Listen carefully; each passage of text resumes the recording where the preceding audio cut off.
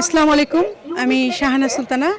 আমি লেখালেখির সাথে যুক্ত এবং লেখালেখির সাথে যুক্ত থাকাতেই আমার যে ভাইয়েরা, ছোট ভাই তুল্য, বিএম এরশাদ, ওর সাথে আমার অনেক দিনের পরিচয়।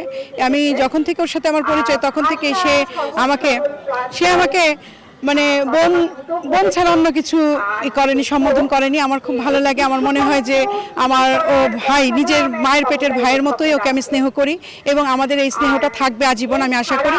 আর ওর বই সম্পর্কে যদি বলতে যাই, তোমারই জন্য, আমার একটা ভিতরে প্রশ্ন থেকে গেল যে ও সব কিছু তোমারই জন্য কেন দিবে, ওর জন্য কিছু রাখবে না কেন? হ্যাঁ, আমরা নিজেকে বিলীন করে ভালোবাসি, সেটা ঠিক আছে, কিন্তু সব কিছু সবাইকে দিয়ে দেবো না, কিছু রাখবো নিজের জন্য। এটা আমার ওর প্রতি অনুরোধ থাকবে। দিন শেষে আমরা সবাই একা, আমাদের নিজের জন্য কিছু রাখা উচিত। আর সবচেয়ে বড় কথা যেটা বলবো, বইয়ের প্রচ্ছদ, ও যখন প্রচ্ছদ সিলেকশন করছিল তখন কিন্তু সবাইকে জিজ্ঞেস করেছিল যে কেমন হবে এই প্রচ্ছদটা, কেমন হবে।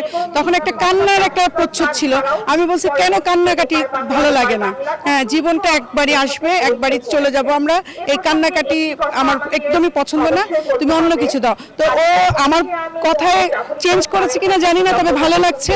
ওর যে এই যে প্রচ্ছদটা, এই প্রচ্ছদ অনেক কিছু বলছে। এই প্রচ্ছদে যে জানলার বাইরে যে একটা বিশাল পৃথিবী ওর জন্য অপেক্ষা করছে, আমার মনে হয় সেই প্রচ্ছদের মাধ্যমে ও এটা প্রকাশ করতে চাচ্ছে। এবং ঘরের ভিতরে আবদ্ধ থেকে একটা মেয়ে তার প্রিয়জনের জন্য অপেক্ষা করছে, মনে হয় এরকম কিছু। আমি জানি না এটার ভিতর সারসংক্ষেপ কি। অবশ্যই ভালো হবে, ও একজন ভালো লেখক, আমি পার্সোনালি ওকে চিনি। তা ওর ভালো লেখাটা পড়ার জন্য সবাইকে অনুরোধ করতে হবে না, নিশ্চয়ই সবাই সংগ্রহ করবে।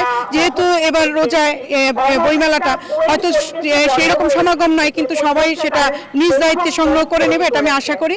আর সবচেয়ে বড় কথা হলো ওর উত্তরোত্তর সাফল্য কামনা করি এবং ওর সবচেয়ে বড় ওর দীর্ঘায়ু কামনা করি। ধন্যবাদ। থ্যাংক ইউ আপু।